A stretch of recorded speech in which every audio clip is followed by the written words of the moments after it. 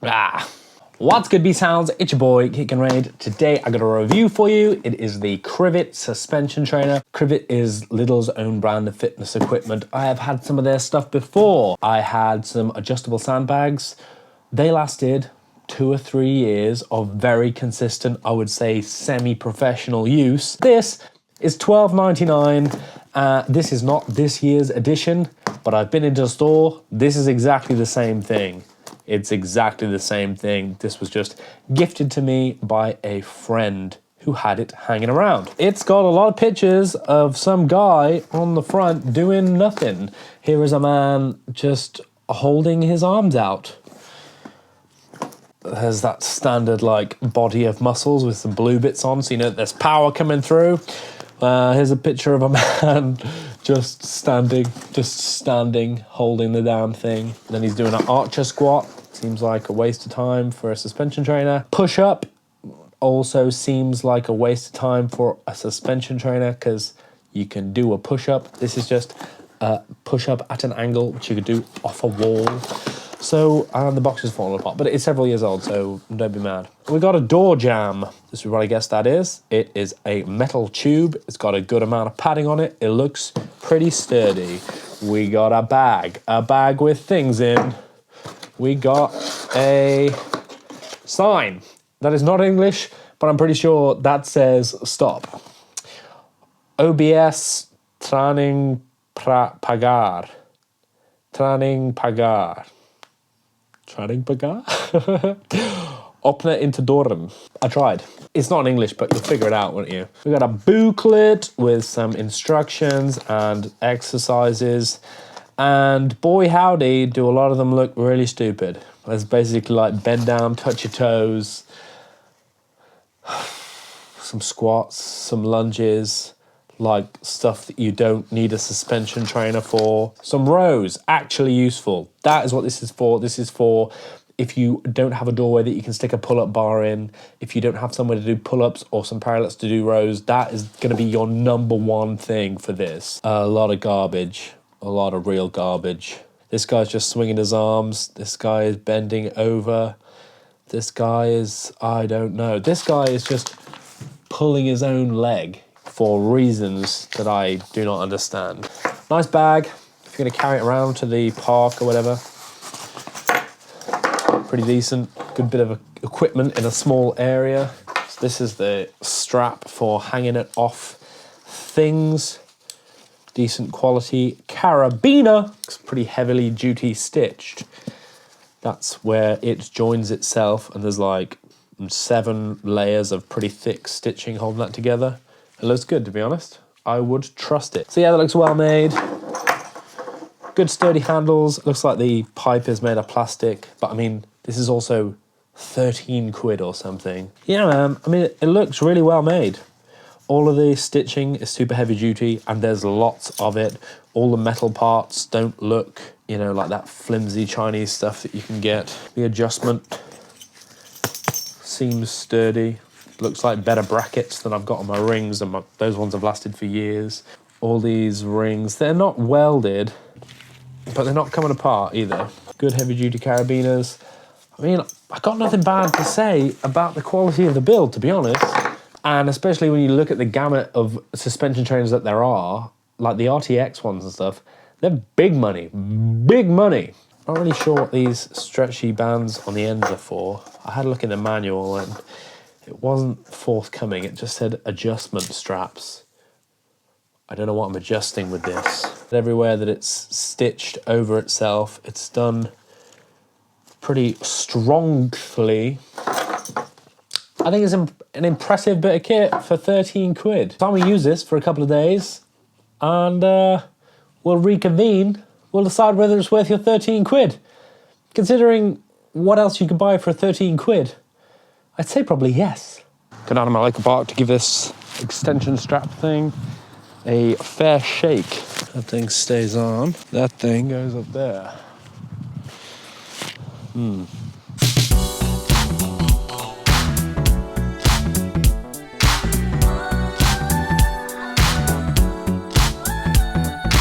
Bloody hell. Well, assuming you can find something less taxing than that to hang it from, It hangs. Sturdy. I'll give it that.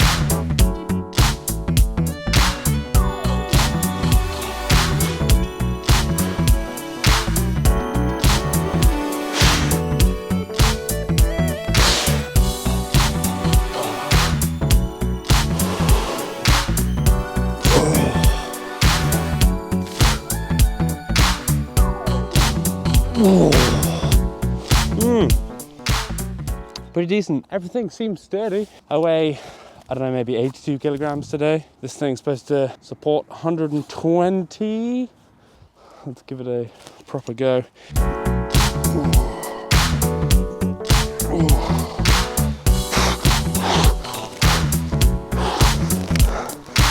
For lack of somewhere else to do it, it's pretty good.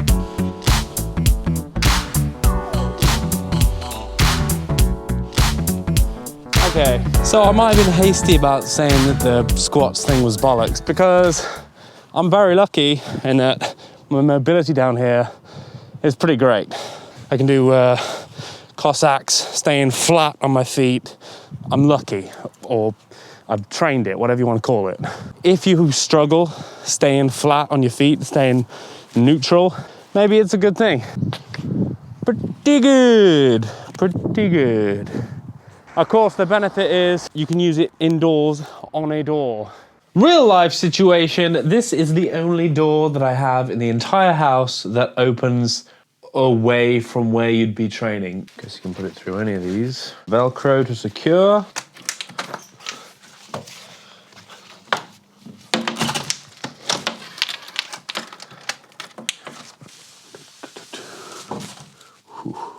Pretty dang good.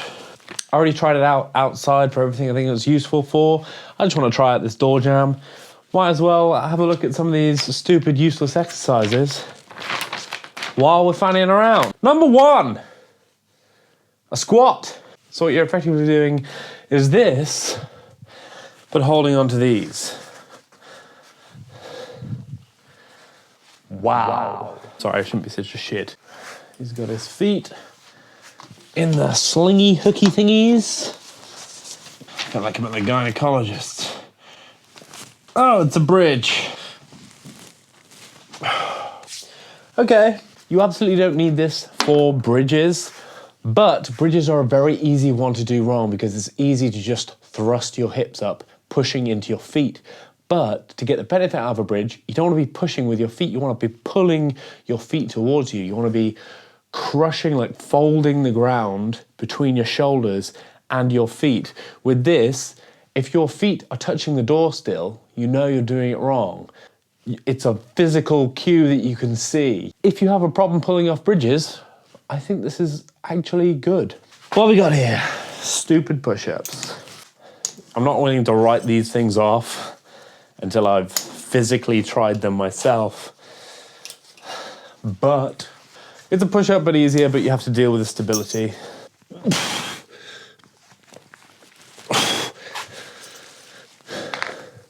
Because it's hanging off a door, it's more like an incline press than anything else, but it's great at that. That's a great incline press. I like it. That wasn't on the sheet, by the way. He was just doing an incline push-up. Number 4 and number 6 are the same thing.